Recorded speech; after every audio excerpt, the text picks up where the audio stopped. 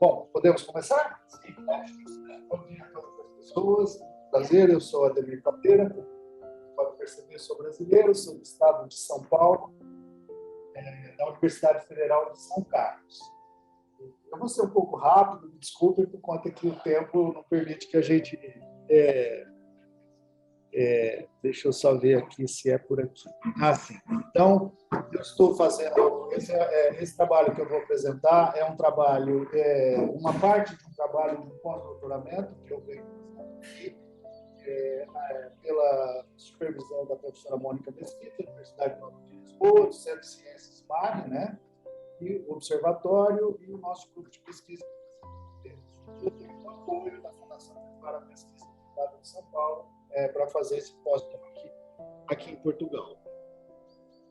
Bom, o objetivo principal é discutir por meio das leis do programa étnico-matemática, então, não seja da área de matemática, então, étnico-matemática é uma área da matemática que trabalha a matemática numa concepção cultural.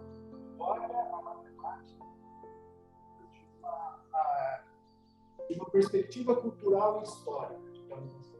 Então, determinados grupos culturais matematizam os seus saberes e fazeres da matemática institucionalizada, da matemática escolar. Então, esse trabalho que eu venho fazendo é um trabalho que ainda é uma parte, é um trabalho que está dentro desse programa étnico-matemática. Eu vou passar um pouquinho rápido.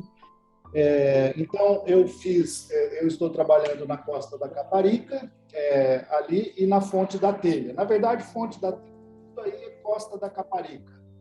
Só que é a cidade da Costa, onde tem algumas comunidades, uma comunidade de pescadores, e na Fonte da Telha, uma outra comunidade. Eu trabalhei nessas duas comunidades. Aqui é uma visão panorâmica, né, da costa, quem conhece. Bom, o que eu estou caracterizando como pesca artesanal é a utilização de pequenas embarcações e supostamente causa menos impacto que as trailheiras, as embarcações naturais. Então, são pequenas embarcações que transitam os seus passeios mais encostados na praia, né? Não é uma pesca de alto mar, então é uma pesca que a gente chama de uma pesca local. Aqui é uma das artes que a gente trabalhou lá, que é a arte chávega. Isso aqui é uma representação de uma rede. Então, tem um trator que sai, leva o barco até a praia, o barco sai, solta a rede faz um saco assim, volta por lá e recolhe. Então, antes eles faziam manual, agora estão usando os tratores, né, para fazer esse tipo de pesca. Aí, à medida que eles vão fechando assim, os tratores, vai formando um saco, né, e os são colocados, são, de uma certa maneira, presos aí dentro desse saco. Uma outra rede, né, é uma arte que chama emalhar, né, que ela pode ser tanto fixada em cima quanto fixada embaixo. Portanto, também é uma rede que não vai muito longe, é uma rede mais de perto, né, onde você pode fixar essa rede. Então, são mares rasos, né, encostados na praia. Não é muito distante do mar, né, da praia. Bom, como que o trabalho está sendo desenvolvido? Através de uma metodologia de etnografia fluídica. Eu trabalhei com 8 pescadores, né? O trabalho é de 12 meses. Cheguei em fevereiro, março, fiz o trabalho de campo durante 3 meses, agora tenho até fevereiro para terminar o trabalho. Buscando o quê? Isso é a teoria da étnico-matemática, né? Quando a gente fala étnico-matemática, a gente vê mais para adiante. Dicas de uma tema de uma étnica. Então, são técnicas para entender, conhecer uma determinada cultura. Essas técnicas são quais? Todas aquelas que envolvem a sobrevivência e a transcendência, né? Então, eu estou investigando artes e técnicas de explicar e de entender, de lidar com o ambiente social, cultural e natural, uma tema, envolvido com grupos culturais socioculturais. Entre essas matemas, aparece aí a matemática. Esse trabalho, especificamente, eu estou trabalhando com um conceito de sustentável, então, de uma maneira bastante ampla, né? Então, eu desenvolvi alguns movimentos. Então, o primeiro movimento foi entrar em contato com a comunidade. O segundo movimento foi identificar essas dicas de matema através de observações, de trabalho de campo, né? O que é que eles, como que é o saber fazer deles na arte das pescas, envolvendo todos os aspectos que eu tenho chamado de sustentabilidade, que eu vou falar daqui a pouco. Aí, analisei essas dicas de matema e a correspondência daqui é o entendimento da cultura local com o entendimento da universidade. Então, por exemplo, nós temos, só citar um exemplo, temos a universidade o conceito de mudanças climáticas. Só que o conceito científico de mudanças climáticas, muitas vezes, não é o mesmo sentido de mudanças climáticas dos pescadores. Então, o que é que a gente tenta fazer? Trazer esse conceito cultural e trazer o conceito científico e a interlocução desses saberes gerar um conceito novo, tanto para mim, digamos, que sou da universidade, quanto para eles, quando ficam sabendo dos nossos matemas, das nossas formas de entender o mundo. E muitas vezes é muito separada, né? A universidade fica um pouco distante da comunidade. Bom, aí tem essa questão da sustentabilidade, né? Como que o programa se relaciona com a sustentabilidade? Trabalhando todos esses conceitos, socioambiental, econômico, social, cultural, educacional, étnico, racial, transversalizado por uma ética. O que é essa ética? Na maneira geral, eu quero, gosto dele. Tem coisa que eu quero, mas não gosto. Tem coisas que tem coisas que eu quero, mas não posso. Então, a ética vai trabalhar essa relação aí do que é possível fazer com as normas estabelecidas na comunidade. Por exemplo, pesca de arrasto. Então, as dimensões que eu estou trabalhando são sociocultural, ambiental, territorial, econômica, educacional, legal e étnico-racial. Por que étnico-racial? Porque nós temos presença de pescadores de origem africana. Então, ai, meu Deus! Eu sabia que não ia dar. Bom, então vamos lá.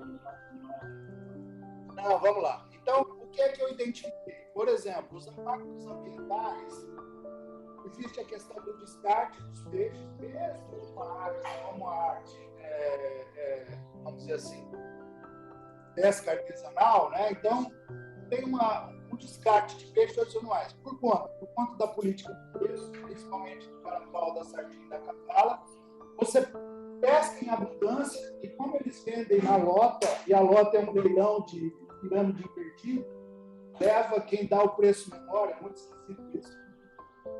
Eu achei, né? Então tem um leilão, tem um monte de peixe, o que acontece? O preço do peixe cai. Quando o peixe chega a zero, ninguém compra, joga o peixe fora. Tá? Então, isso é um problema. Bom, aí tem a questão dessa política de preço, tem os peixes e pequenos crustáceos que não têm valor comercial, mas que aparecem também nas redes, né? Tanto na rede de archávia quanto na rede de emalhar, né? Peixe-agulha, etc. E tem aqueles que enroscam nas redes, né? Por exemplo, estrela do mar, pé de burro, caranguejo, alforrecas e etc. Então, o impacto que a gente chama é um pouco esse. O que é que a gente faz com esses animais que vêm junto, mas que não tem mercado, porque não tem preço, ou porque não tem, são descartados porque são juvenis, que não pode ser, não dá para ser vendido, ninguém compra, e muitos que aparecem na rede que tem que jogar fora. Então, existe esse problema. Tem a questão do descarte das redes de pesca fora de uso. Então, você tem lá uma rede de 500 metros, por exemplo, de comprimento, e vai chegar um momento que não vai ser remendada, mas não vai dar mais. Então, o que faz com essa rede de nylon? Não faz nada. Joga no lixo lá junto com o lixo orgânico dos restaurantes, etc. Não tem um processo de reciclado, etc. e tal. Tem a questão também das armadilhas do polvo, que são as alcatruzes e os covos. Principalmente as alcatruzes, eu vou mostrar aqui para vocês. Isso aqui é pé de burro, para quem não conhece. Eu não conhecia, né? Então, talvez para mim seja... Essa aqui são as alcatruzes, né? A de baixo, e em cima é o que são os covos. As alcatruzes, elas são de material plástico. Isso aí é jogado 3.000, 4.000, 5.000 potes desses no mar, nas pescas de polvo, né? Até nas pescas artesanais. E muitas delas, elas se soltam. E quando se soltam, embaixo tem um peso. Ali o polvo entra para se proteger, e aí sobe e pega o polvo lá dentro. Então, não tem isca. A de cima já tem isca, mas também é de matéria plástica. E quando esses alcatruzes eles ficam muito tempo depositados no fundo do oceano, esse cimento, que é esse peso que faz com que o pote vá para o fundo, ele vai se desgastando e fica essa porosidade. Tem pena, 2 minutos mais. 2 minutos. Vamos lá. Tem a questão dos tratores, né, porque são puxados por tratores, os tratores que transitam pelas dunas, e tem também o descarte de óleo dos tratores, que muitas vezes eles fazem o remendo ali. A questão das mudanças climáticas, que, segundo eles, alguns acham que interferem na pesca, outros acham que não. E tem uma legislação que não é nada favorável à pesca artesanal. Então, nós temos em Portugal uma legislação de uma pesca da Comunidade Europeia e que foi adaptada para a pesca artesanal. E que, muitas vezes, a legislação da pesca industrial não favorece a pesca artesanal. Então, isso também tem um pouco a ver com a questão da ilegalidade. Se o cara não consegue trabalhar dentro da lei, mas ele precisa trabalhar para poder sobreviver, ele acaba fazendo coisa errada, entre aspas, né? Por exemplo, colocar mais redes do que é permitido, colocar malhas que não são permitidas, tirar, por exemplo, a fisga da piteira para pegar polvo, né? Enfim, uma série de ilegalidades que a gente vê e que está lá, né? Pesca em horários que são proibidos pela legislação e etc, etc. Então, tudo isso causa esse impacto. Isso aqui são os tratores que vão lá, né? Aí são as redes que são depositadas na praia, muitas vezes, né? E são jogadas lá. E a sustentabilidade econômica, aqui tinha um filme, eu não vou passar, porque... Não vai poder mesmo. Não vou passar. Ou você você tem uma boa pesca, ou você tem uma pesca... Essa pesca, por exemplo, não aconteceu nada porque a rede se rasgou. Tem a questão da diminuição do preço do peixe e o aumento dos insumos. Isso dificulta a questão da sustentabilidade. E a política de venda de peixe, que você tem que necessariamente vender o peixe na lota, pelo preço que a lota vai pagar no leilão, e os atravessadores, ou os peixeiros, como eles têm a venda livre. Então, você paga, por exemplo, um quilo de carapau 30 cêntimos e vende no supermercado por 5 euros. Então, os pescadores se sentem muito injustiçados em relação a isso, porque há uma política de preço muito ruim. Gente, falta de subsídio para a pesca e a questão da legislação que, né, trabalhista, venda de peixe, pescadores de fora, turismo, controle de estoque, impostos e taxas, etc, etc. Bom, soluções para isso, a médio, curto e longo prazo. Não vou me alongar aqui, mas num outro momento poderia ser. Tá bom? Mas gostaria de agradecer. 9? Ainda falta 9. Pensei que era 9 segundos. Queria agradecer às pescadoras e os pescadores da costa, especialmente a senhora Patrícia, Rita, Antônio, Ricardo, Paulinho, Mário Pedro, Mário Gomes e o seu Miguel. Muito obrigado, gente. Desculpa aí a correria. Felizmente... Muito bom dia. O trabalho que vos vou apresentar foi realizado no âmbito do projeto F4F e teve como objetivo a identificação das principais dificuldades encontradas pelos proprietários e gestores florestais nos processos de certificação da gestão florestal. Como é sabido, a certificação da gestão florestal é um processo voluntário conduzido por uma entidade independente que assegura que uma determinada área florestal é gerida de forma sustentável e, por isso, lhe atribui um selo de garantia que acompanha os produtos produzidos com a matéria-prima produzida nessa mesma área de gestão florestal. Existem várias entidades, quer a nível nacional, quer a nível mundial, que conduzem processos de certificação, sendo que em Portugal as mais relevantes são a FSC e a PIFC.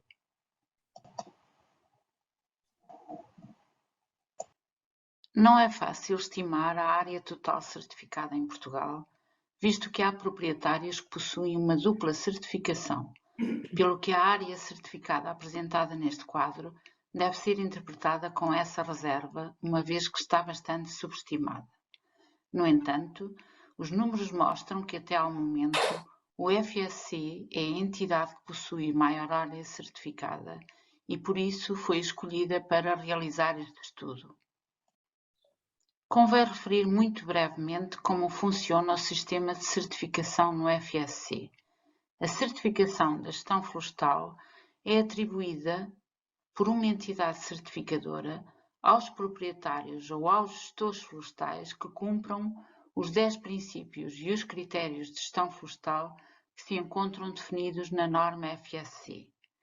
Os certificados FSC são atribuídos na auditoria de concessão e apresentam uma validade de 5 anos. Após a auditoria de concessão, são realizadas 4 auditorias de acompanhamento, uma em cada ano de validade do certificado. Fim do prazo dos 5 anos, verifica-se uma auditoria de renovação. A norma FSC prevê o cumprimento de 10 princípios que tentam assegurar os 3 pilares da sustentabilidade, garantindo assim que se trata de uma floresta economicamente viável, socialmente justa e ambientalmente responsável. Para identificar então as principais dificuldades enfrentadas nos processos de certificação, analisaram-se todos os relatórios produzidos nas auditorias até à data de realização do trabalho, ou seja, até ao final do ano 2020. A análise foi feita utilizando técnicas de análise de conteúdo, considerando-se 3 níveis de especificação crescente. Primeiro, analisaram-se e quantificaram-se as conformidades relativas a cada um dos princípios. Tendo-se, porém, verificado se detectavam problemas transversais a alguns dos princípios, as não conformidades foram organizadas por temas e depois, para os 3 temas principais, foram definidos subtemas específicos. Passemos então agora à apresentação dos resultados obtidos. Apenas 4 entidades participaram nos processos de certificação, sendo uma delas responsável por mais de 71% da área certificada. A grande maioria dos certificados são certificados de grupo e correspondem à tipologia SLIM-F, ou seja, a proprietários que possuem áreas florestais de pequena dimensão. Este facto não é de estranhar, dado que em Portugal grande parte das áreas florestais pertencem a pequenos proprietários não industriais. Assim, os certificados de grupo envolvem um grande número de proprietários florestais, com o grupo SLIM-F a incluir 2.420 proprietários, ou seja, cerca de 89% do número total de proprietários. Os relatórios de certificação correspondem a mais de 413.000 hectares de florestas certificadas. Cerca de 60% é relativo a plantações florestais, que na sua maioria são constituídos por povoamentos de eucalipto, 22% corresponde a florestas naturais temperadas, categoria que inclui sobretudo os montados de sogro, e 18% a florestas de conservação. Outro facto relevante tem a ver com a dimensão das propriedades certificadas, com relevo para o facto de quase metade das áreas certificadas possuírem menos de 500 hectares. Feita uma análise sumária das características das áreas certificadas, passemos então para a análise das não conformidades. No total, foram registadas 389 não conformidades, sendo a larga maioria não conformidades menores, ou seja, menos graves e que, por isso, não implicam a suspensão do certificado. Saliente-se também que existe uma grande amplitude no valor de não conformidades por relatório, sendo o número médio de não conformidades por relatório de 13. A análise de não conformidades por tipo de auditoria mostra uma distribuição um pouco estranha, com a auditoria de concessão a registar apenas 14% das não conformidades. Depois, segue-se a auditoria de primeiro acompanhamento, que é aquela que registra um maior número de não conformidades, cerca de 29%.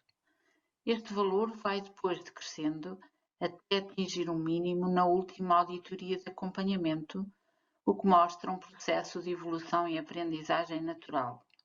No entanto, o número de não conformidades para a renovação do certificado volta a aumentar significativamente. Refira-se também que a taxa de reincidência, ou seja, do aparecimento de uma mesma não conformidade noutras auditorias, é de cerca de 30%.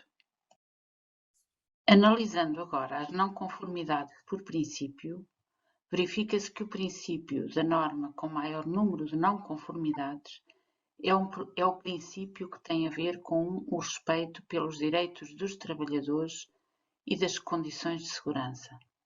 Em segundo lugar, surge o princípio da minimização do impacto ambiental e, em terceiro lugar, o princípio referente à implementação das atividades de gestão.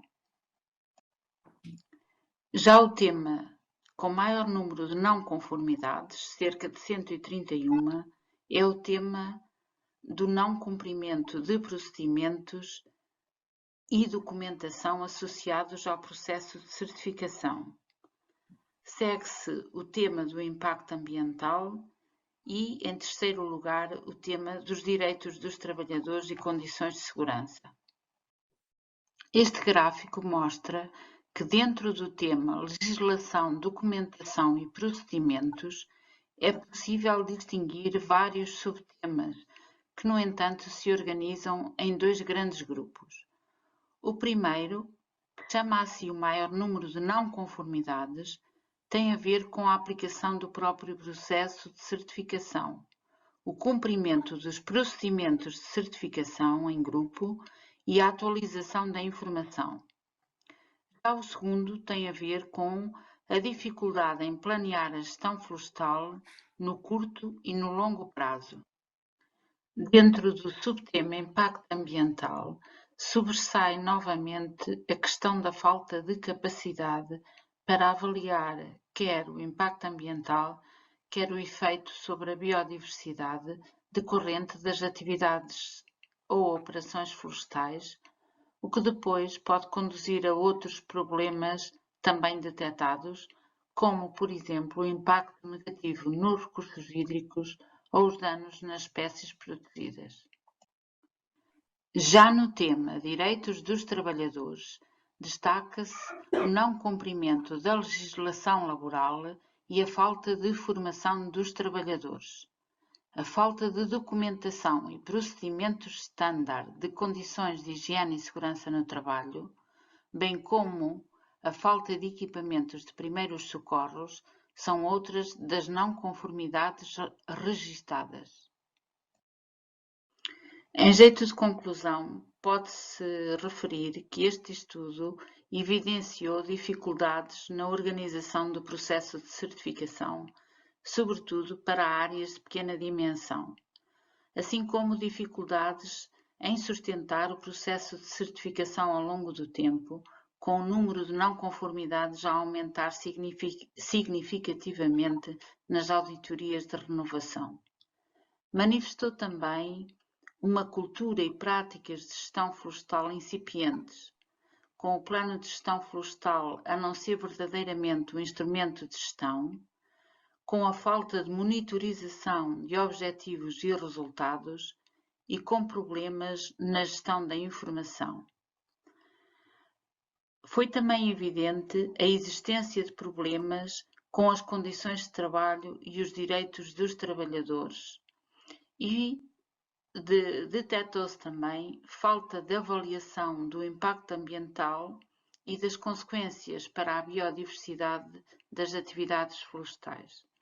Por tudo isto, podemos concluir que o processo de certificação está a seguir o seu caminho e é um instrumento muito útil para identificar problemas que se colocam na sustentabilidade da gestão dos recursos florestais.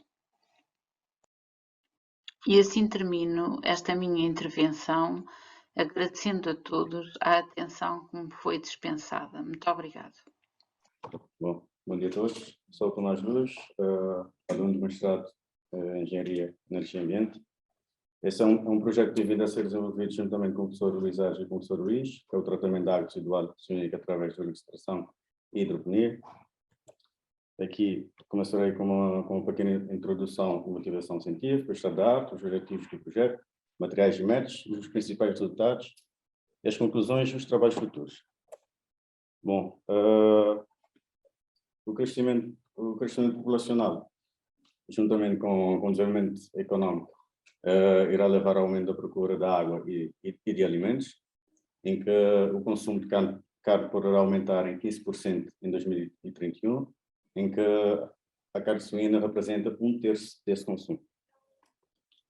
Apesar da importância da suinicultura na economia e na alimentação da população mundial, é um setor que constitui uma fonte de poluição de águas subterrâneas e superficiais, dos solos, da atmosfera e do ar. É uma lista de impactos como o odor e o ruído, a eutrofização, o aumento da matéria orgânica nas águas, a secação dos solos e das águas, as emissões de poeiras e de bioreações, emissões de gases de efeito de estufa, a difusão de resíduos farmacêuticos e de organismos patogênicos, além dos metais pesados e outras substâncias tóxicas. Bom, o principal problema do setor da suinicultura é a gestão das águas residuais, em que são descartadas para o meio aquático sem qualquer tratamento prévio e o tratamento adequado. Então, a vermifiltração e a hidroponia surgem como tecnologias sustentáveis, de baixo custo e eficientes no tratamento e reutilização dessas águas. A vermifiltração consiste numa filtração biológica baseada numa relação de simbiose entre minhocas e micro-organismos, em que a matéria orgânica presente na água é oxidada pelos micro-organismos ao passar pelo vermifiltro. As minhocas que são colocadas no vermifiltro aceleram o crescimento micro-orgânico 1000 vezes, aumentando a velocidade de degradação da matéria orgânica e a oxidação do azoto. No vermifiltro ainda as minhocas permitem evitar a formação de odores, permitem o consumo através de processos de biodegradação de sólidos orgânicos e não orgânicos. Aqui temos as reduções significativas do vermifiltro, 98% da CBO, 80% a 90% da CKO. Os sólidos dissolvidos totais são reduzidos a 90% a 92%. Os sólidos suspensos totais são removidos 90% a 95% e o amoníaco menos de 90%. Aqui são as aplicações da vermifiltração ao longo dos anos. Foi aplicado pela primeira vez em 1992 e desde então, ao longo dos anos, foi aplicado no tratamento de águas residuais, desde as indústrias de laticínios, da indústria de gelatinas, de águas residuais de indústria de petróleos, de indústrias de águas residuais farmacêuticos, entre outros. A hidroponia corresponde ao cultivo de plantas sem solo, em que recorre-se a soluções nutritivas para fornecer nutrientes essenciais às plantas e que é usada também como remediação de águas residuais. Num estudo anterior, a hidroponia foi capaz de reduzir em 63% a CBO5, o azoto amoniacal foi reduzido na sua totalidade, 66% dos nitritos foram reduzidos, o azoto em forma de nitratos foram reduzidos em 27% e o fósforo reduzido também em 47%. Bom, os objetivos deste trabalho é implementar um sistema de vermifiltração e hidroponia. A vermifiltração sozinha não consegue tratar a água adequada de forma a cumprir os parâmetros para a regra. Então, o objetivo é avaliar a viabilidade de cultivo hidropónico das faces em água residual suinícola vermifiltrada, estudar a remoção hidropónica de nitratos e fosfatos pela cultura em crescimento e verificar se a água cumpre os parâmetros de qualidade para ser reutilizada em regra. Este é o nosso sistema de vermifiltração e hidroponia, que no tanque de mistura, a água bruta é diluída e é controlada a condutividade para que seja adequado para as minhocas e para as plantas. A água passa pelo vermifiltro e é recolhida depois no reservatório. Essa água tratada foi utilizada nos vasos A, B e C para o crescimento das alfaces, e nos vasos D, E e F foi utilizada a solução nutritiva como controle. Foi utilizado um período de 16 horas por dia, através da luminária com 8 lâmpadas de 54 watts cada. E o tempo de crescimento foi de 35 dias. A monitorização da qualidade da água foi feita através de medições de temperatura, do pH e da condutividade elétrica. Ainda foram feitas análises laboratoriais para a determinação do teor de azoto total, nitratos, amônio e fosfatos. No crescimento da cultura, foram feitas medições semanalmente do comprimento da raiz, da altura, do comprimento da maior folha, o diâmetro da folhagem, o número de folhas, a viçosidade e a sanidade. Aqui trouxe registros fotográficos em que evidencia que nas 2 primeiras semanas as alfaces tiveram uma melhor adaptação e crescimento na água vermifiltrada do que na solução nutritiva. 23 dias depois de se iniciar o estudo, vê-se que em ambos os vasos já estavam formados alfaces com bom aspecto, mas a partir daí as plantas na água vermifiltrada começaram a mostrar carências devido à falta de nutrientes na água.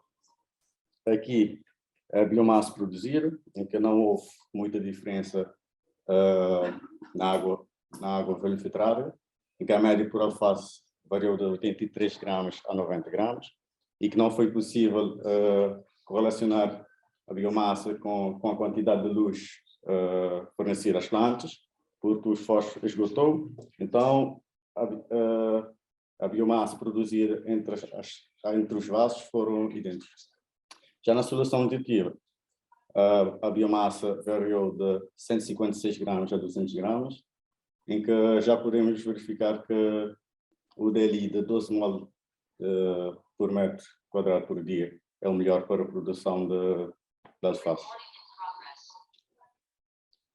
A performance do vermifiltro. O vermifiltro permitiu a remoção de 68% da matéria orgânica, 84% dos solos suspensos totais e 86% a 97% do azoto amoniacal. Aqui é relativamente aos parâmetros de qualidade da água, em que a temperatura manteve sempre dentro da gama, exceção ao último dia. Relativamente à condutividade elétrica e ao pH, é que são valores que precisavam de ser ajustados para os valores da gama recomendada. Na hidroponia, a hidroponia permitiu a remoção de 100% do fósforo, 99% de nitratos e do amônio, 85% da matéria orgânica da água vermifiltrada foram removidos, 84% do azoto total foram também removidos e 67% dos solos dissolvidos totais. As conclusões é que a água suinícola tratada por vermifiltração demonstrou ser um bom meio para o crescimento da cultura, é que apresentou uma excelente remoção de matéria orgânica, de azoto e de fósforo, em que o fósforo foi identificado como o nutriente limitante ao crescimento das alfaces na água vermifiltrada, tem sido esgotado 15 a 20 dias após o estudo, e que a água pode ser poderá ser valorizada para a rega, devido ao baixo valor de azoto, zinco, sal suspensos totais e com o pH na gama recomendável segundo o decreto-lei, e que o sistema é promissor no tratamento descentralizado da água sunícola, caracterizando ainda pela produção da cultura potencialmente comercializável. Trabalhos futuros: a otimizar o crescimento da alface para a renovação da água que foi infiltrada durante o ciclo de crescimento, ou por suplementação seletiva de nutrientes-chave. Ainda pretendemos fazer a realização de ensaios de toxicidade para avaliar a segurança alimentar das alfaces produzidas. Bom, obrigado. Então, muito bom dia a todos. O meu nome é Anabela, sou colaboradora da Associação Portuguesa de Educação Ambiental, no núcleo de Aveiro, e venho aqui falar-vos um bocadinho, apresentar-vos um projeto na área da sustentabilidade alimentar, que se chama Food Lab, da terra para o prato, e que decorre precisamente de toda esta situação e circunstâncias atuais de não estamos a conseguir cumprir um sistema alimentar que possa ser perdurável.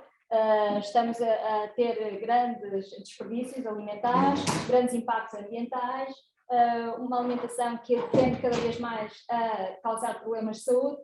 E, portanto, este projeto surge precisamente deste panorama que temos.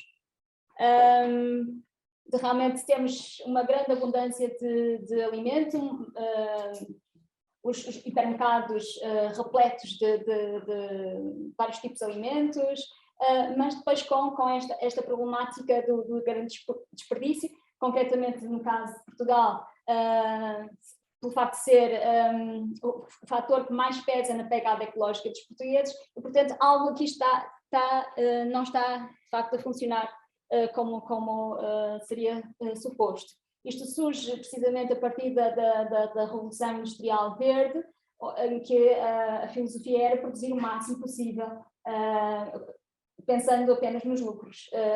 E, portanto, os resultados foram estes: portanto, desertificação dos solos, mais de 2/3 dos solos mundiais estão em processo de desertificação, devido portanto, este método de agricultura de produção intensiva, da agropecuária intensiva, uso excessivo de fertilizantes, com contaminação da água, das águas subterrâneas, a perda de biodiversidade e também, portanto, associado ao uso excessivo dos fertilizantes, o efeito de lixiviação, de eutrofização nas grandes massas de água, nos oceanos, as chamadas zonas oceânicas mortas, que ocorrem por todo o mundo, como vemos ali nos vários pontos a vermelho, a ponto de implicarem com a subsistência das populações pescatórias locais, portanto, morte dos peixes, portanto, e uma série de outras implicações locais. Portanto, é realmente necessário repensarmos o nosso sistema alimentar, se queremos continuar com este sistema de extração, produção, utilização, descarte, portanto, baseado numa economia linear, ou se queremos um sistema regenerativo, uma economia regenerativa. E, portanto, perante estando a ASPA consciente de todas estas questões, portanto, associou-se com vários outros países, portanto, e assim foi possível desenvolver este projeto, portanto, que é essencialmente destinado a jovens. E aqui apresento então os restantes parceiros: são 2 entidades de Espanha, 2 entidades da Tunísia e uma entidade da Albânia. Tem como objetivos, então, alertar e colocar em debate toda esta questão da nossa alimentação estar diretamente ligada ou ter implicações nas alterações climáticas. Com este ponto de partida,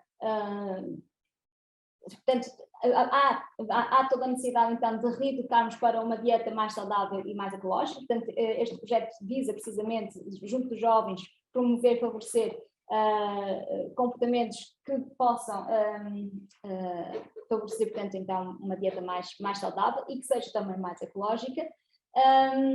E, portanto, nesse sentido, realmente começámos a planear melhor, estar mais informados sobre a forma como os nossos alimentos são produzidos, a forma como estamos a consumir, o que é que podemos ou não mudar. Portanto, lançar todo este debate junto da nossa comunidade e essencialmente ao nível dos jovens. Nesse sentido, quisemos saber mais em concreto como é que os nossos jovens, quais são os hábitos alimentares dos nossos jovens e qual o impacto que tem no ambiente. Então, no âmbito de um questionário realizado a 191 jovens, de facto verificamos que a maior parte está consciente de que a sua dieta alimentar tem um impacto negativo a nível ambiental, portanto cerca de 70, quase 75% estão conscientes dessa relação. Mas quando perguntamos se considera que a sua dieta é sustentável, vemos que menos de metade é que sim considera que a dieta é sustentável, ou seja, a maior parte não sabe, acho que não, ou não sabe. E realmente é preocupante esta situação. Temos aqui um grande trabalho pela frente. Portanto, quisemos também saber para não seguir uma dieta sustentável. No caso de Portugal, o principal fator foi a dificuldade em mudar de hábitos e logo a seguir o custo. Noutros países foi o custo, em Espanha, em Albânia, não tenho os resultados da Tunísia, portanto, mas o custo foi o primeiro fator impeditivo. Em Portugal, de facto, é curioso, e se calhar não será assim, realmente a alimentação está muito enraizada, portanto, nos nossos hábitos culturais, então, realmente, aqui a comprovar este entrave. Como atividades, então, desde logo, a formação, a capacitação, como é que podemos melhor produzir os nossos alimentos, portanto, workshops de horticultura, como podemos prepará-los de uma forma sustentável, workshops de culinária sustentável, promovendo também encontros entre os países parceiros. Obviamente que todo este projeto não se consegue viabilizar se não tivermos a participação dos educadores, toda a comunidade de educadores. E, portanto, o projeto também contempla cursos de capacitação para técnicos educadores, portanto, no âmbito da produção alimentar sustentável. Estes cursos são gratuitos, são abertos a toda a comunidade de técnicos educadores. Nós já realizamos este primeiro curso de produção alimentar sustentável. Vai começar este próximo sábado o curso de consumo alimentar sustentável. Portanto, se tiver interesse, toda a plateia que nos assiste, se tiver interesse em frequentar estes cursos, estão abertas ainda as inscrições, poderão ver informações no site da ASPIA. E, obviamente, aqui também é interessante os intercâmbios entre os vários países parceiros. Como resultados previstos, portanto, a implementação de uma plataforma web, que já está também disponível, portanto, o site do projeto, foodlabproject.com. Foi já desenvolvida uma conta de Instagram, foodlab_project.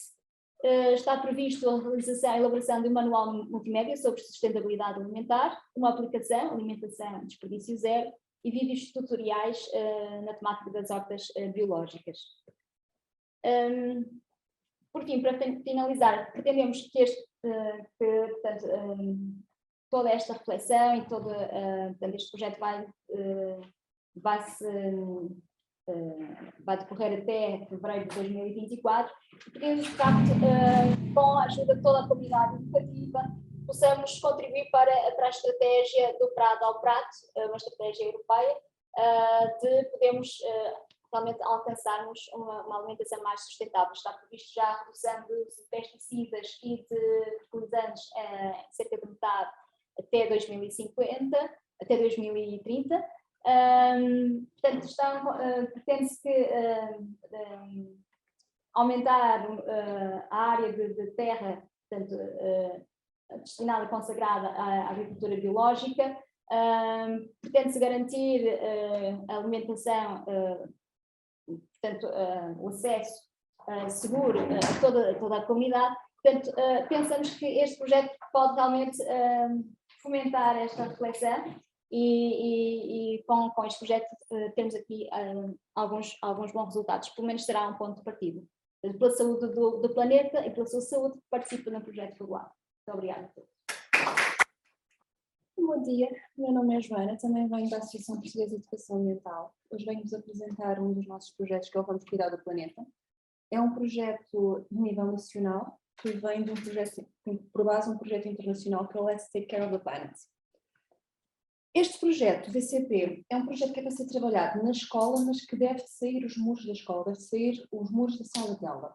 É uma iniciativa liderada por jovens, em que se pretende que os professores sejam apenas facilitadores, que os guiem no seu trabalho. Portanto, aqui o trabalho é suposto ser tudo feito pelos jovens. Eles é que vão escolher a questão ambiental que querem trabalhar, porquê, e eles é que têm que arranjar as medidas que acham necessárias para solucionar a tal questão ambiental. Nós, com isto, pretendemos desenvolver uma cultura democrática para que as sociedades sejam ambientalmente responsáveis e socialmente justas. Com este tipo de ações, nós estamos a capacitar os jovens para que eles tenham uma participação mais ativa na vida política democrática da Europa. Neste projeto, nós temos uma rede de escolas que estão a colaborar para o desenvolvimento sustentável e para a cidadania. Estes desenvolvimentos têm por base projetos escolares, com temas ambientais, e que pretende que promovam a cidadania e também que vão de encontro aos Objetivos de Desenvolvimento Sustentável, os 17 ODS. O nosso projeto tem por base vários documentos estratégicos de educação e de ambiente, o documento de autonomia e flexibilidade curricular, a Estratégia Nacional de Educação para a Cidadania e o perfil dos alunos à saída da escolaridade obrigatória. Temos também por base os ODS, não devia deixar de ser, a Estratégia Nacional de Educação Ambiental e a Estratégia Nacional de Conservação para a Natureza e a Biodiversidade. Por fim, a Estratégia Nacional para as Florestas e o Referencial de Educação Ambiental para a Sustentabilidade. Agora, o porquê de nós fazermos este projeto? Qual é a importância deste projeto? Nós queríamos criar uma cultura de participação pública dos jovens. Queremos que os jovens tenham noção da importância da sua voz e que a sua voz deve ser ouvida, não é por serem novos que devem ser ignorados. Eles têm que fazer valer a sua voz. Queremos que eles sejam envolvidos no processo de decisão política e que reforcem o seu papel.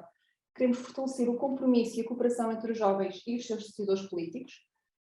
Mas também temos que desenvolver ferramentas de participação política que lhes sejam acessíveis. Portanto, a conversa não pode ser tão complicada, as ferramentas não podem ser tudo tão difícil. Temos que arranjar uma maneira de descomplicar. Queremos desenvolver a democracia local e direta, desafiar os jovens a assumir uma posição de envolvimento cívico e ativo, em que eles vão colocar à prova tudo aquilo que já aprenderam. Portanto, aquilo que eles sabem tem valor e deve ser aplicado e deve ser ouvido. Por fim, queremos que eles sejam autónomos, que eles consigam criar os seus próprios projetos, que eles os inventem e que saibam o que é que devem fazer para os levar adiante.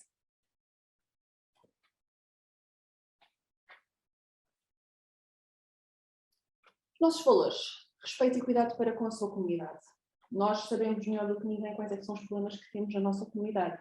E os jovens também têm essa noção. Portanto, eles também devem ser uma parte ativa para arranjar a solução. Nós, ao fazermos isto, vamos estar a aumentar o seu interesse e a sua determinação na participação pública, vamos aumentar o seu empenho na luta pelos seus direitos democráticos e pelo do planeta Terra.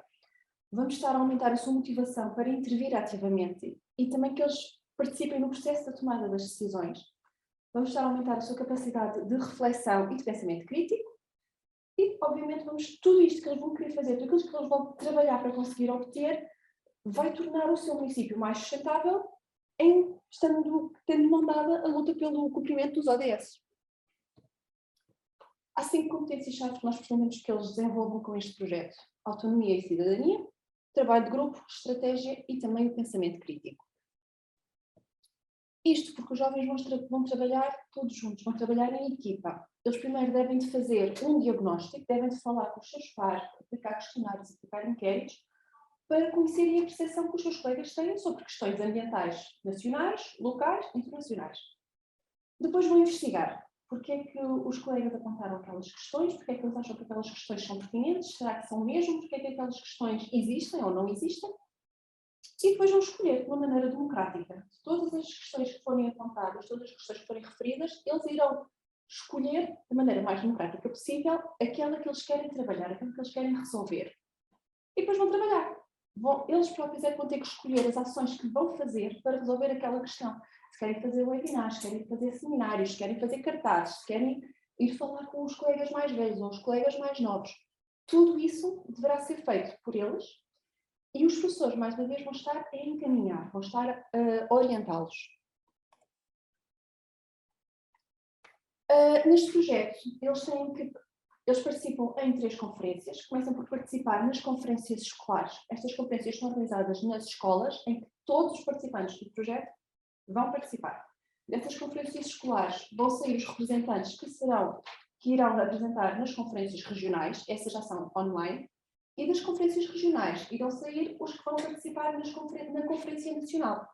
Nesta Conferência Nacional, eles no final irão à Assembleia da República, onde irão expor as questões que levaram à Conferência Nacional. As conferências escolares devem ser realizadas até abril, as conferências regionais entre 16 e 18 de maio, e a Conferência Nacional entre 5 e 6 de junho.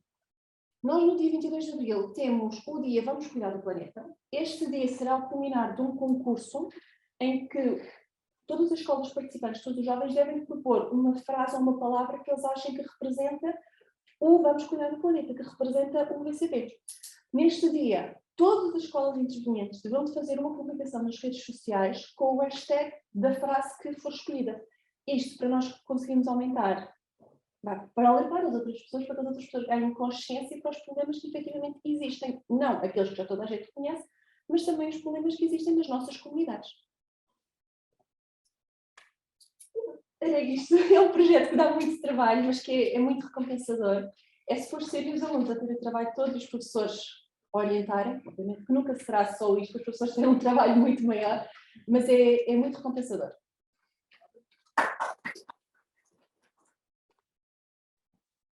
Bom dia a todos, o meu nome é Gabriela Gomes, sou estudante de doutoramento de Gestão de Empresas e estou aqui para vos mostrar um projeto que fiz com a professora Neuza e o professor Daniel Gomes no âmbito do Carmo, da STG. O projeto tem o título O Impacto da Gestão de Recursos Humanos Verdes nos Comportamentos Verdes e no Desempenho Verde, um estudo em funcionários portugueses. Com a crescente preocupação pelas questões ambientais por parte da população, as empresas veem-se um pouco obrigadas a implementar determinadas práticas mais verdes nas suas organizações. Mas isto ainda é um pouco complicado, as empresas não veem tantas vantagens quanto deveriam com estas práticas, e então, neste sentido, surgiu este projeto, que tem o objetivo de explorar o impacto da gestão de recursos humanos verde nos comportamentos dos funcionários, obviamente que vão melhorar os seus comportamentos, que é o que é expectável, e para além disso também o desempenho da própria organização. Quanto à gestão de recursos humanos verde, trata-se do planeamento e implementação das práticas e políticas de gestão de recursos humanos orientadas para metas. Estas têm a principal finalidade global de alcançar objetivos ambientais estratégicos, principalmente através da gestão do desempenho verde, sistemas de remunerações verdes e a cultura organizacional verde. Especificamente, trata-se de incluir metas mais verdes em tudo o que são os processos de gestão das organizações, práticas na missão, na visão, nos valores, tudo o que tem a ver com as partes mais de políticas da organização. Depois, quanto ao desempenho verde, é o compromisso das empresas de proteger o ambiente e demonstrar que operam de forma sustentável, isto através de práticas de atividades que reduzem os efeitos negativos das suas atividades sobre o ambiente, sem comprometer o ambiente e a sociedade de um modo global, protegendo a qualidade dos recursos naturais e promovendo o bem-estar do público de um modo global. Os comportamentos verdes dos funcionários, por sua vez, é a vontade ou comportamento intencional dos empregados em proteger o ambiente do impacto negativo das atividades humanas. Isto terá um efeito favorável sobre o ambiente e mudanças muito positivas ao nível da sustentabilidade ambiental. Quanto à metodologia, foi definido um modelo conceptual com 2 hipóteses, que pretendia comprovar que a gestão de recursos humanos verdes relaciona-se positivamente com os comportamentos verdes dos funcionários e que a gestão de recursos humanos verde relaciona-se positivamente também com o desempenho verde das próprias organizações portuguesas. Os procedimentos foi implementado um questionário exclusivamente online que foi enviado por e-mail a empresas portuguesas entre junho e setembro do presente ano. A amostra recolhida foi de 200 indivíduos, a maioria com idades compreendidas entre 39 e 54 anos, do género feminino, 58,7% também a maioria são licenciados e 37% trabalhavam na empresa entre 1 e 5 anos. As medidas utilizadas foram alguns itens para cada uma das variáveis que pretendiam que os trabalhadores avaliassem as práticas que são estabelecidas nas organizações, tanto ao nível da gestão da empresa, como das práticas mais práticas do parque industrial das empresas. Quanto à análise dos resultados, de facto, a primeira hipótese comprovou-se, a gestão de recursos humanos verde, as práticas que são implementadas pela gestão, de facto têm um impacto muito positivo nos comportamentos verdes dos funcionários, eles vão estar mais motivados porque realmente se identificam mais com a organização e vão contribuir de uma forma positiva para a organização. Assim como também a segunda hipótese foi comprovada que estas práticas vão aumentar o desempenho de um modo global da organização e contribuir para o meio ambiente. Então, a gestão de recursos humanos só pode ter vantagens, é o que concluímos com este projeto. A contratação, seleção e formação verdes são uma mais-valia para o meio ambiente e para a atualidade, através de motivar, envolver e recompensar os funcionários, reconhecendo procedimentos ambientalmente responsáveis e reforçando os comportamentos intrinsecamente motivados por estes. Isto vai ter, obviamente, um impacto muito positivo sobre os seus comportamentos e sobre o desempenho global da organização. Como todos os estudos, este também tem algumas limitações, sobretudo sobre a recolha de dados ter sido feita num único momento temporal, pelo que se recomenda uma recolha em momentos temporalmente distantes. A amostra foi por conveniência, é recomendável utilizar uma amostra aleatória no futuro, e a aplicação do questionário apenas ser online. Óbvio que tem muito mais vantagens nesta época mais digital, mas por outro lado também condiciona as pessoas mais ainda tradicionais que não têm tanto acesso ainda, que ainda há muitas empresas familiares que não têm acesso à internet e se calhar não chegamos a essas pessoas que também têm uma visão diferente sobre estas questões verdes. Além disso, recomenda-se para futuras investigações a introdução de novas variáveis, até possíveis mediadores ou moderadores. Possivelmente os comportamentos até funcionam aqui como mediador do desempenho, que é expectável, e além disso também a personalidade, a identificação com a organização, o apoio da própria organização com os funcionários e a liderança responsável, um conceito também em evolução, mas que possivelmente fará aqui também muito sentido e que sugerimos para investigações futuras. Going green is inevitable. É inevitável, estamos a ficar cada vez mais verdes e só se ouve isto em todo o lado. Quero agradecer e pronto, acho que temos ainda algum tempo para dias, mas eu pretendo ser muito breve. E é só, obrigada. Olá, meu nome é Irlanda, sou estudante da Universidade Federal da Paraíba e construí esse artigo junto à professora Josilene Aires, o professor Ricardo, também da Universidade Federal da Paraíba, e os professores Ana Paula Garcês e Fernando Santos, da Universidade Beira Interior, em Portugal.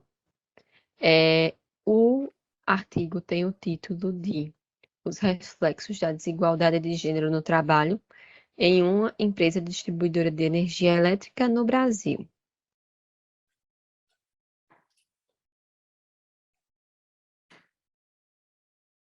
No início, na introdução, trago alguns conceitos importantes que dão embasamento para todo o estudo.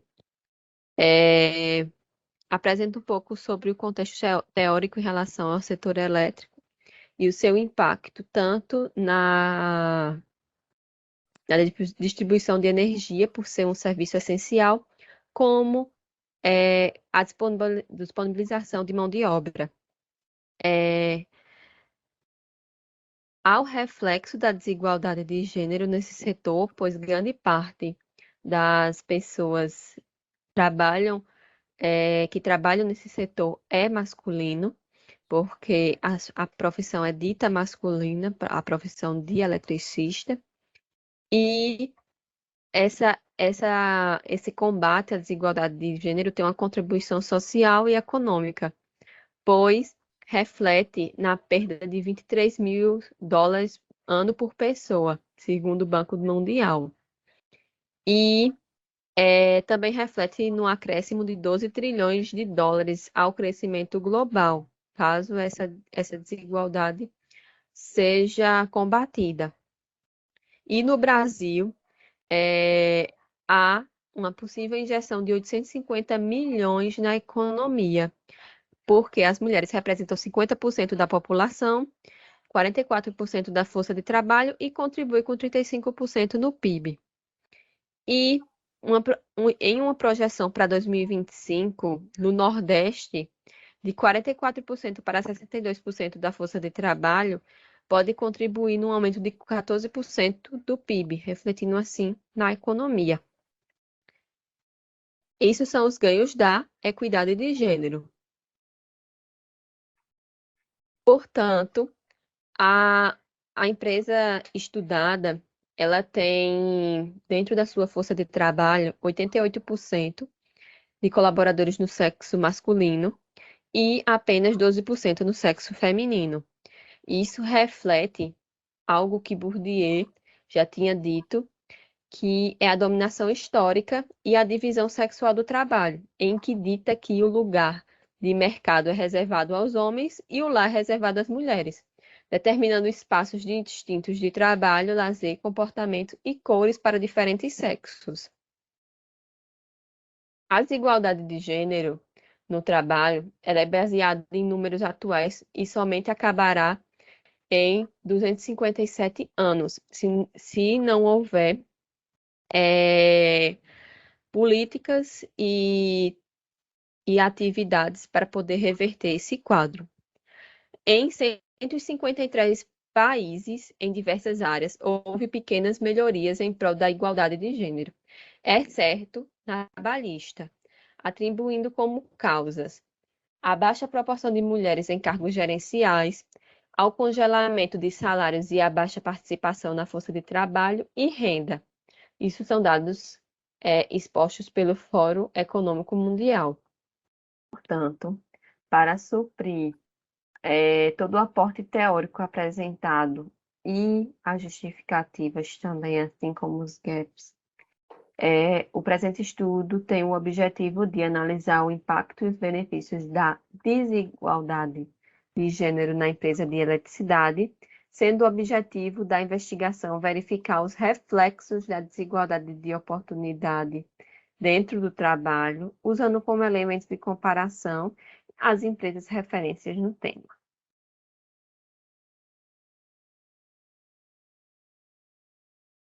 Na metodologia, a pesquisa é dita qualitativa, dependendo de dados e questionários baseados em empresas referências, e tem como uso o procedimento bibliográfico. Foi feita a consulta às referências teóricas, que são periódicos, livros e artigos de jornais. Foi feita a aplicação do estudo bibliométrico, a fim de investigar sobre reflexos da equidade de gênero. Foi adotadas as variáveis da Accenture e da Schneider como empresas referências padrão e foi elaborado o questionário exposto no quadro 1, que vai ser apresentado a seguir, baseado no relatório da Accenture de 2018. E após feito esse questionário, foi aplicado em profissional do RH que conseguiria responder todos esses assuntos. Esse é o quadro 1, que apresenta o questionário baseado em organizações referências, certo? A partir desse quadro, foi algumas informações que a gente obteve, tanto da Accenture como da Schneider, como dá para ver aqui em cima. Isso são alguns pontos que as empresas consideram como importantes para desenvolver a equidade de gênero. O primeiro, a diversidade de gênero é prioridade para a gestão, para a Century, para a Schneider, ao forte e ativo apoio do CEO e da equipe de liderança, ajudando na construção de momento positivo a nível local. A partir dessas duas dimensões, partimos dessa pergunta. A diversidade de gênero é prioridade? Se sim, em quais âmbitos? Em seguida, a organização declara claramente o gênero como meta e ambição de diferença salarial. O salário igual por trabalho igual é componente essencial da filosofia de remuneração da empresa. E há como meta a inclusão de equidade salarial de 2015 a 2017. E essas duas dimensões geraram essa pergunta. A organização tem como meta reduzir a diferença salarial entre gêneros e mesmo cargo? Enfim, a partir da análise desses dois construtos da empresa, foi feito esse questionário com essas perguntas, foram 12 perguntas, em que apresentou diferentes dimensões, diferentes âmbitos, alguns em relação à gestão, outros em relação a recrutamento e seleção, outros em relação à liderança. E pudemos entender, e posteriormente foi aplicado numa pessoa que trabalha nos recursos humanos da empresa. Sobre os resultados e discussões. Existe desigualdade de oportunidade na empresa, certo? A partir das perguntas e das respostas recebidas, foi possível concluir que existe sim. As gerentes enfrentaram dificuldades operacionais para gerenciar no início de suas carreiras, mas a empresa as apoiou, alcançando atualmente a equidade. A partir do estudo, a empresa começa a criar programas para acabar com tal injustiça, dando passo em direção a uma mudança necessária. Essas foram algumas respostas. A primeira, que foi dita anteriormente. A diversidade de gênero é prioridade, se sim, quais âmbitos? Não é prioridade. Na gestão de início, apenas para os PCDs, que é as pessoas com deficiência. A segunda pergunta, a organização tem como meta reduzir a diferença salarial entre gêneros de mesmo cargo? Foi feito um trabalho de equiparação salarial de cargos, ou seja, tem relação com gênero. Não há projetos quanto à equiparação salarial de gênero. Então, foram comprovados a partir dessas respostas que a empresa realmente ainda não está em desenvolvimento para a equidade de gênero. Principais conclusões do estudo. A empresa ela está com alguma responsabilidade, certo? Ela criou a gerência corporativa de sustentabilidade, que terá foco em equidade de gênero. Ela foi criada e foi apresentada em 2020. Ela participou da 5ª Conferência Empodera, de Inclusão e Diversidade do país, principalmente em relação a recrutamento e seleção.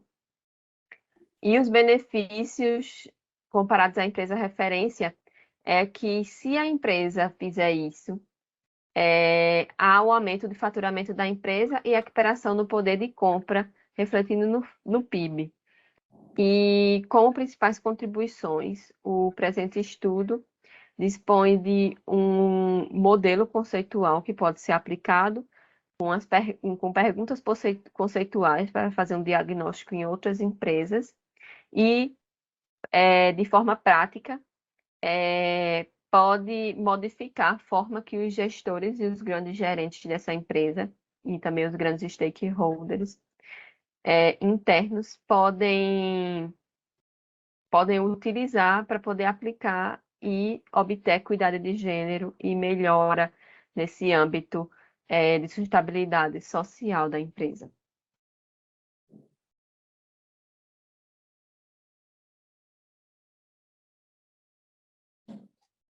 Olá, sou a Irlanda. aluno da Universidade Federal da Paraíba, e construí esse artigo junto com a professora Cláudia Gó e Sandra Morionca, com o tema Como a identificação das atividades de inovação orientada para a sustentabilidade contribuem para os projetos de inovação, um estudo de caso à empresa de distribuição de energia elétrica brasileira. Na introdução, trago alguns conceitos importantes. O primeiro é sobre desenvolvimento sustentável, em que, segundo o relatório da Comissão Mundial sobre o Meio Ambiente e Desenvolvimento, o que atende às necessidades do presente sem comprometer as capacidades das futuras gerações de atender às próprias necessidades. Nesse contexto, destaco SOI, que é o conceito de inovação orientada para a sustentabilidade proposto por Adams. SOI nada mais é do que uma ferramenta de obter mudanças na filosofia e nos valores de uma organização, assim como seus produtos, processos ou práticas para servir aos propósitos específicos de criar e realizar valor social e ambiental, além dos retornos econômicos. Anteriormente, eu falei que era uma ferramenta, mas seria uma ferramenta teórica, pois é um modelo vindo de um framework proposto por Adams et al., subdividido em dois componentes, que é as dimensões, pessoas técnicas autônomos integrados em sulatos sistêmicos, e as atividades de otimização operacional, transformação organizacional e construção de sistema. Nesse contexto, apresenta alguns gaps, em que Liao e Tsai, ele observou que há poucos estudos que tratam sobre eco-inovação. Assim como Vezina et al., ele expõe que há poucos estudos que tratam sobre inovação social. Ainda, Rodrigues et al., ele expõe que, ao estudar e analisar as atividades de SOI junto às capacidades, observou que os recursos são necessários, diversos recursos dentro da empresa são necessários para desenvolver inovação social, e que, além das unidades Fabris, pode ser feito esse estudo também em outras empresas de outros segmentos, inclusive de energia elétrica. Já em 2019, ele apresenta que, após analisar o projeto de uma empresa líder do setor elétrico sob a perspectiva de SOI, há necessidade de apresentação de projetos disruptivos em outras pesquisas, principalmente em outras empresas do setor elétrico, ou em mais de uma, que é o caso da presente pesquisa. E, além disso, é necessário ser estudado sobre a perspectiva do TBL, que é o Triple Bottom Line, ou seja, social, ambiental e econômico. Nesse contexto, a presente pesquisa tem a proposta de estudar esse objetivo, identificar as atividades de inovação orientada para a sustentabilidade e sua contribuição para grandes projetos de inovação em uma organização que atua no setor elétrico do Brasil.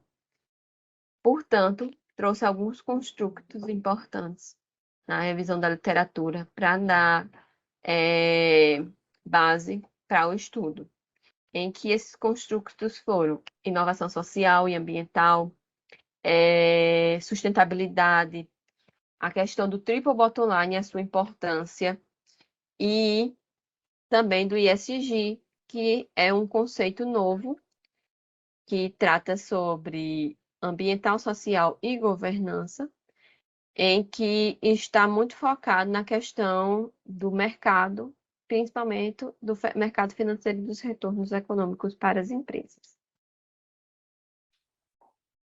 Na revisão da literatura, trago conceitos muito importantes expostos por Adams, principalmente sobre as dimensões. Técnica de pessoas é o conceito que a inovação é voltada mais às pessoas e a sustentabilidade é mais voltada aos desafios sociotécnicos que refletem uma cadeia de elementos, incluindo tecnologia, regulamentação, práticas de usuários e mercado. A autônoma integrada condiz no entendimento acerca do pensamento de SOI para toda a organização e é vinculada à organização como comportamento de sustentabilidade estrategicamente. E a isolada e sistêmica analisa se as organizações são ou não orientadas à sustentabilidade e aborda questões internas ou em contexto socioeconômico, além das partes interessadas, ou seja, envolve ONGs, governos e etc. E o conceito de atividade de inovação. A atividade de otimização operacional, ela trata da abordagem direcionada a fazer as mesmas coisas, mas melhor. A empresa continua fazendo as mesmas atividades, contudo, buscando melhor eficiência em seu processo. A transformação organizacional é fazer menos danos. Ou seja, a empresa começa a fazer novas atividades também na busca em ser mais eficiente e reduzindo danos em seu processo. E a de construção de sistema consiste em fazer bem, fazendo coisas novas com os outros. Ou seja, ter uma integração com outros atores e instituições. E nesse quadro aqui, a gente consegue ver na prática como essas atividades são aplicadas a diferentes contextos. Ou seja, na estratégia, em processar informações, dados, em aprender nas ligações entre as empresas e instituições e atores, e na inovação organizacional. Esse quadro ele foi apresentado pelo Adams.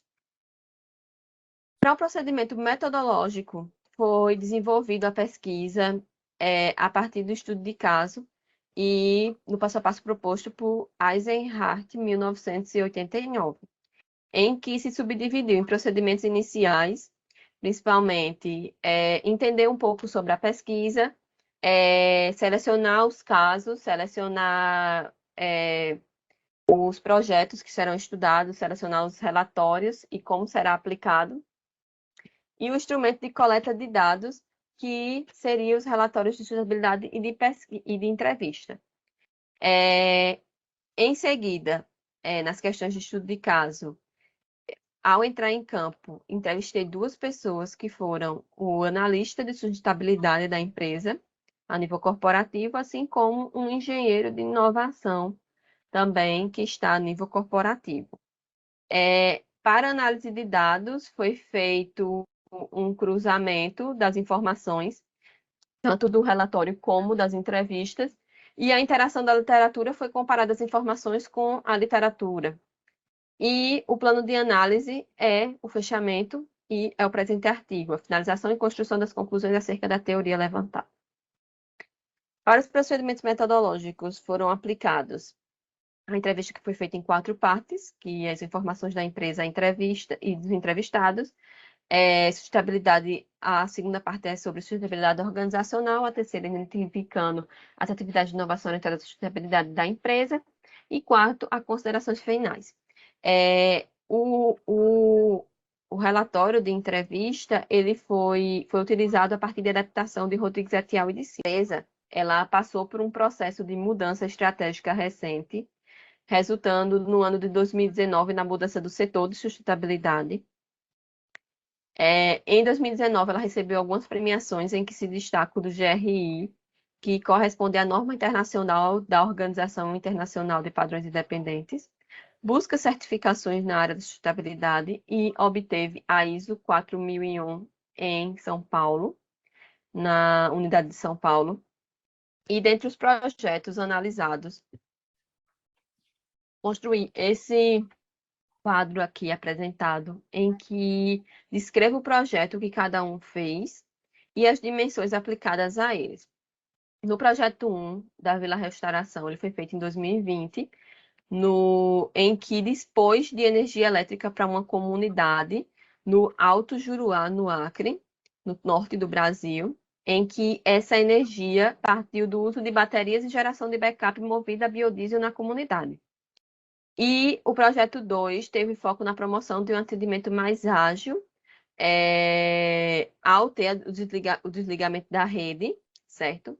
O projeto 3 foi o Move ao Sol, em que a empresa disponibilizou veículos totalmente abastecidos por energia solar.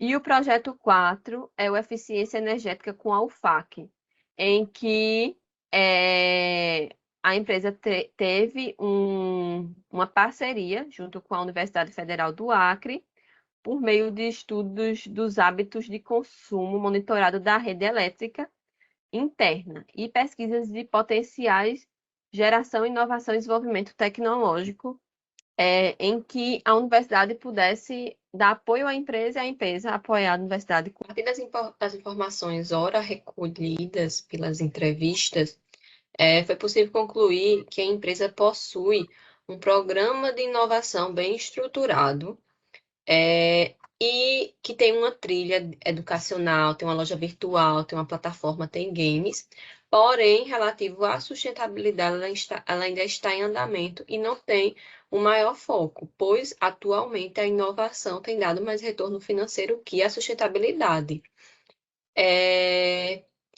Ou seja, como foi escrito aqui, há um investimento há mais tempo e a razão principal é o retorno financeiro e o comportamento do mercado que deixou esse legado.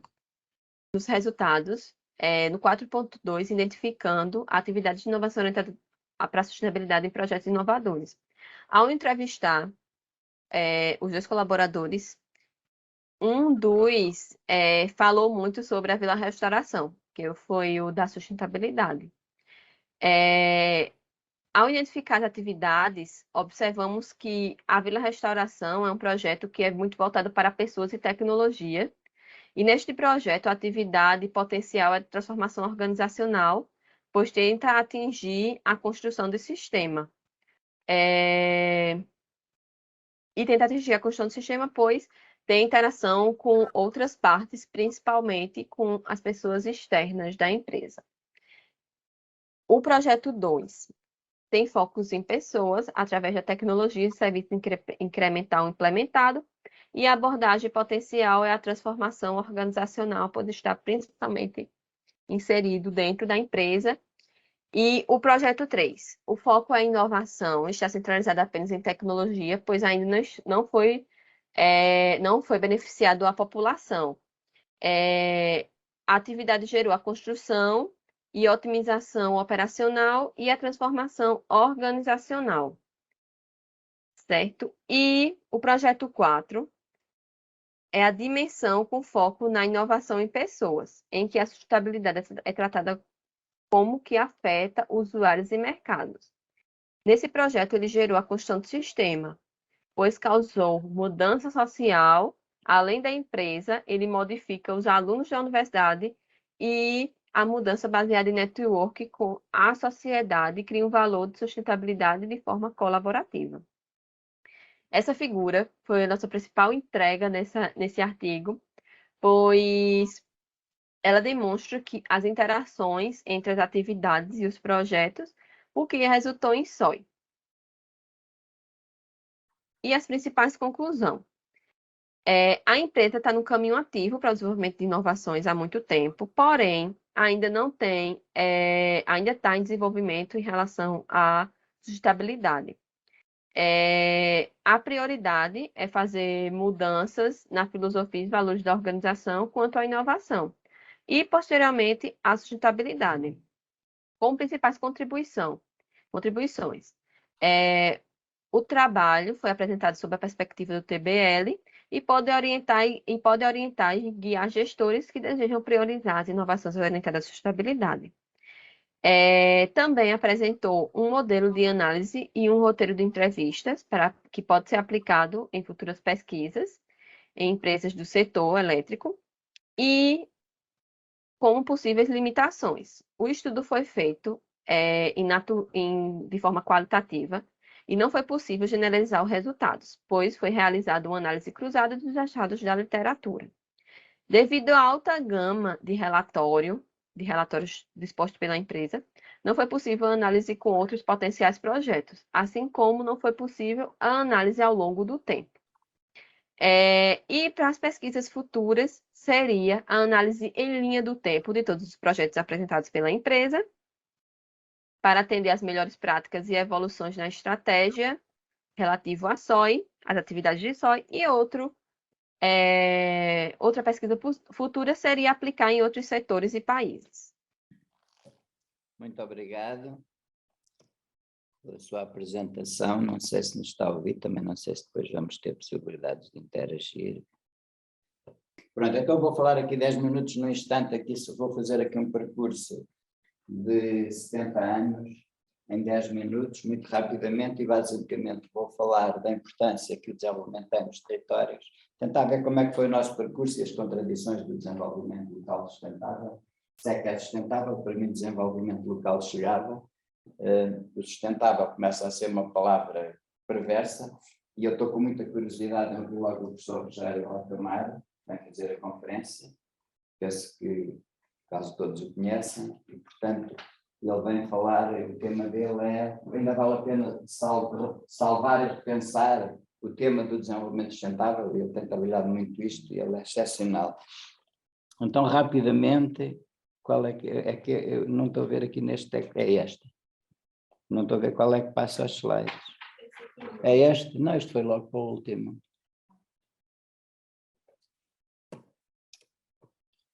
Estes computadores, a gente quando muda de computador, eu tenho muitos slides, mas eu passo isto num instante. Vamos para o primeiro. Qual é a tecla que estava a usar? Esta? Sim. Esta?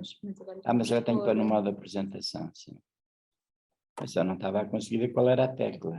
É esta? Sim, sim. Ok, pronto. Então, o meu nome é Nuno Carvalho, já todos viram, sou diretor da OICOS há muitos anos, já não devia ser há tantos. Sou professor na Escola Superior de Educação de Coimbra e sou investigador integrado do Centro Interdisciplinar de Ciências Sociais da Universidade Nova de Lisboa, onde trabalho na área do território, dinâmicas territoriais, ambiente e desenvolvimento. Então, isto já todos sabemos, o conceito de desenvolvimento surge no pós-guerra e surge associado ao crescimento económico, ou seja, desenvolvimento era a mesma coisa que crescimento económico, hoje sabemos que não é assim, mas aquilo funcionou assim durante 30 anos. E, portanto, foi associado porque houve, naqueles 30 anos, chamados 30 anos dourados, de facto houve o bem-estar das pessoas, melhorou na Europa, na América, etc. E, portanto, crescimento económico e desenvolvimento era a mesma coisa.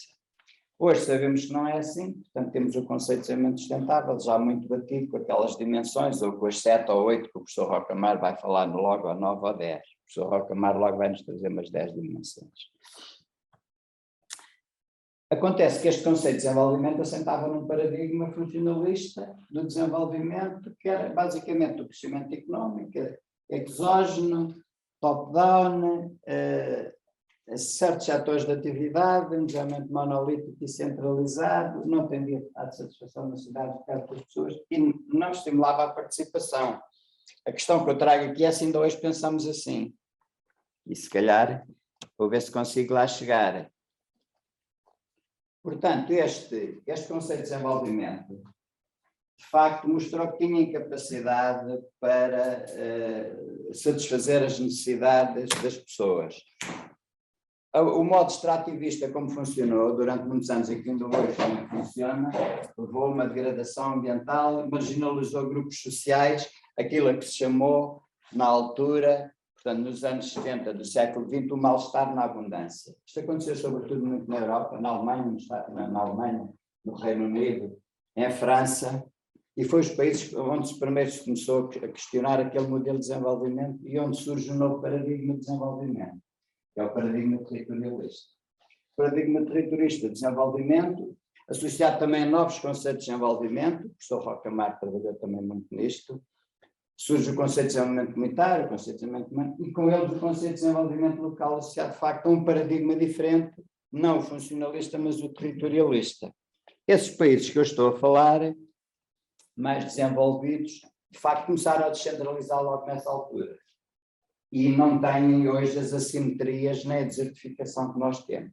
Em Portugal, este modelo de desenvolvimento, o que é que fez? Litoralizou as atividades económicas, concentrou as grandes infraestruturas na faixa litoral, desvitalizou as regiões do interior e trouxe o problema demográfico que afeta principalmente as regiões do interior. Portanto, Portugal é um bom exemplo, mas também a Península Ibérica, toda a Península Ibérica, a Espanha também sofreu muito deste paradigma, sobretudo se nós vemos as regiões da Andaluzia e da Extremadura espanhola, elas têm muito os mesmos males que nós temos. Então, a ideia que nós temos imprescindível para pensar deste ponto de vista, deste paradigma, é pensar que, efetivamente, os recursos estão nas regiões. cada região se diferencia das outras pela sua singularidade. E, portanto, é fundamental, nesse sentido, apoiar as populações, despertar essas capacidades, aproveitar esses recursos. Portanto, agora citando aqui o Rocamar, portanto, ao modelo clássico de desenvolvimento emerge então este modelo de desenvolvimento local, que é o desenvolvimento a partir das regiões, das comunidades e dos grupos mais desfavorecidos. O Rocamar até lhe chamam desenvolvimento, ou seja, envolvimento das populações. Pronto, é de facto um processo endógeno, assenta em pequenas unidades territoriais, mas para isso é preciso que as políticas centrais pensem nisso. Portanto, na Europa, esta crise deste modelo acentua-se sobretudo a partir dos anos 80. Portanto, porque é que as políticas de desenvolvimento na Europa aparecem? De facto, devido a esta crise estrutural e à necessidade de flexibilizar os sistemas produtivos.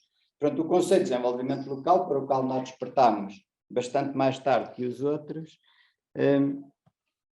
vem nesse sentido. Portanto, nós em Portugal, efetivamente, o que é que nos aconteceu? A partir de 91 tivemos o programa LEADER, que já veio dar um empurrão. Mas nós, por exemplo, não tínhamos estruturas, não tínhamos associações, não tínhamos planos diretores municipais e, portanto, não tínhamos um tecido associativo. O que é que aconteceu? Quando veio o LEADER, era obrigado que fossem as associações a candidatar a projetos, podiam estar em associação com autarquias. Não havia. Então, o que é que foi? As autarquias fizeram associações à pressa. O Presidente da Câmara, o Presidente da Assembleia, eram os diretores das associações, o Presidente, o Vice-Presidente, o Tesoureiro, ou seja, fizeram-se associações de propósito para ir aos fundos. O que é que aconteceu? Aconteceu que não havia diagnósticos dos territórios, que não havia tecido associativo, e fizeram-se algumas coisas boas. De facto, o LEADER obrigava às parcerias, que hoje é o que nos acontece com o PROVER, mas nós tínhamos esse déficit. Os PDM ainda estavam em construção. Muitos foram feitos por fotocópia.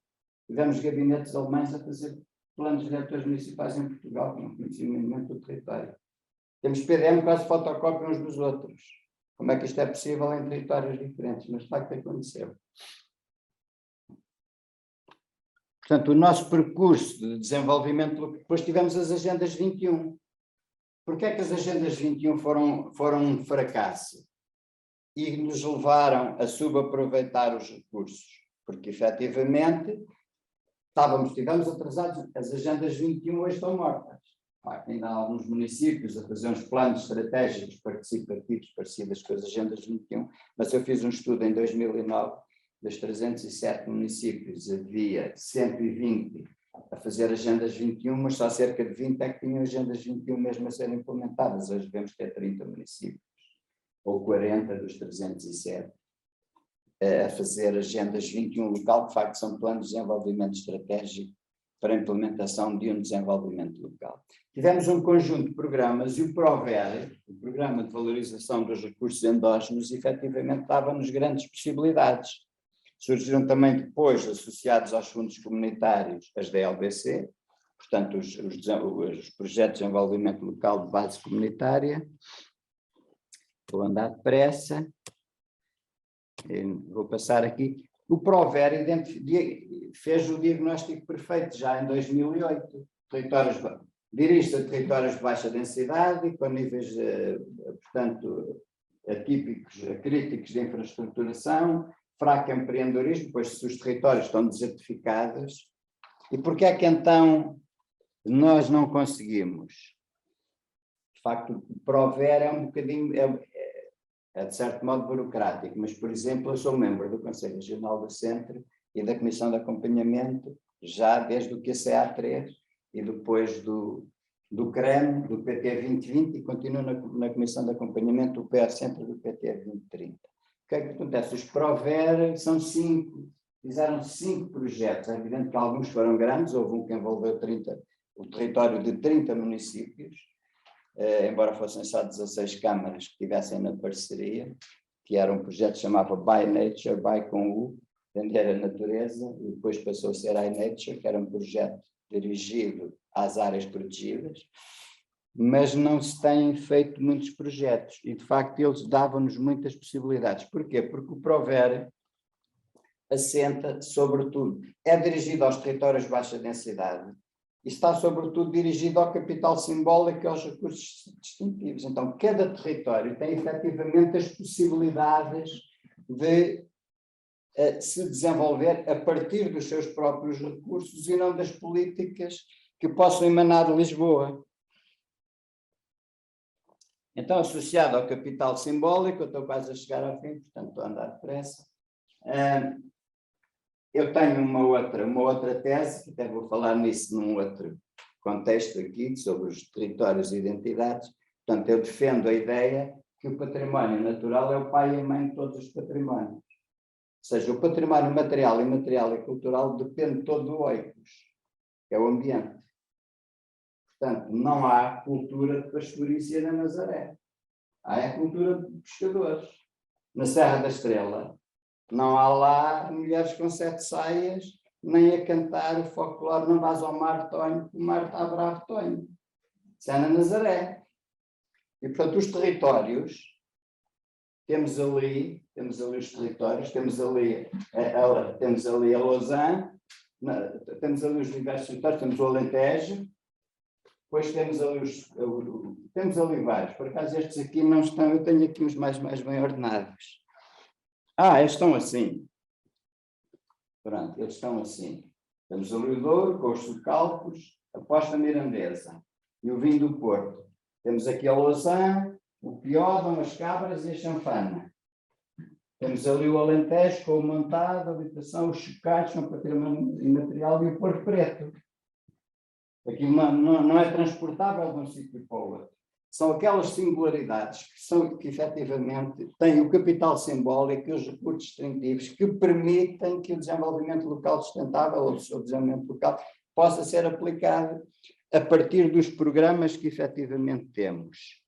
Mas então nós temos opções. Por acaso eu não pus ali os nomes, mas em cima é o Parque Natural das Serras da Aire e Candeeiros. E qual é a opção que temos? Nós temos aqui uma opção de recursos distintivos, paisagem gralha de bico vermelho, que já existe ali, pirocarax ali na Rábida, e o que é que temos? A extração de pedra intensiva. Temos aqui o sabor, e a águia real. Qual foi a opção? Foi a barragem. Temos aqui a malcata e o lince. E qual é a opção? A eucaliptização no município. Ou seja, isto é paradigma funcionalista, não é paradigma territorialista no século XXI. Portanto, nós não conseguimos ainda mudar verdadeiramente o paradigma. Só para dar um exemplo, agora até vocês vão dizer, mas foi bom terem feito as barragens, porque agora estamos a precisar de água, de energia. Quando foram feitas as 10 barragens, ninguém pensou naqueles territórios. O Plano Nacional de Barragens, o que é que previa? Previa as 10 barragens, 9 barragens, sem contar a do Sabor, porque a do Sabor são 10. O que é que o próprio Plano Nacional de Barragens previa? Que as 9 iam produzir 3% da energia que nós consumimos. 3%. O potencial de poupança, estudos de diversas universidades portuguesas, a 3 anos era 10%, a 6 anos era 20% e com investimentos a 10 anos era 30%. São saltos positivos. E qual foi a opção? A opção não foi essa. É evidente que aquelas barragens foram feitas para viabilizar as eólicas e para termos a garantia de potência, para a qual nós pagávamos na altura 59 milhões de euros por ano. A garantia de potência é nós termos energia em 2 minutos na rede se houver um apagão. Elas ficavam lá paradas. E garantir o funcionamento das eólicas. Elas têm 2 diques, 2 embalses, têm um duplo embalse. E porque é que as eólicas funcionam? Só que nós não precisávamos das 10 barragens para pôr as eólicas a ser rentáveis. Porque para isso bastava-nos fazer reforços de potência nas outras barragens que tínhamos. Porque como é que aquilo funciona? Aquilo funciona por bombagem. Durante o dia elas estão a produzir energia e durante a noite estão a bombar água para trás com energia eólica a 1 cêntimo. A eólica vende a 1 cêntimo, às barragens, eles bombeiam a água durante a noite ninguém quer a energia das eólicas, não é possível armazená-la lá a circular. De noite, com energia eólica a 1 cêntimo, a água vai para trás. Durante o dia produzem com a mesma água a energia que nos vendem a 15 cêntimos. E assim sucessivamente. Basicamente foi esse o plano. Ninguém pensou nas populações locais. Sobre a barragem do Tua, foi feito um estudo pela Universidade de Trás-os-Montes e pela Universidade da Beira Interior, e lá estão os paradigmas e os critérios de desenvolvimento sustentável. Portanto, o turismo ambiental e cultural versus barragem produziria 11 vezes mais empregos por cada €1 milhão investido.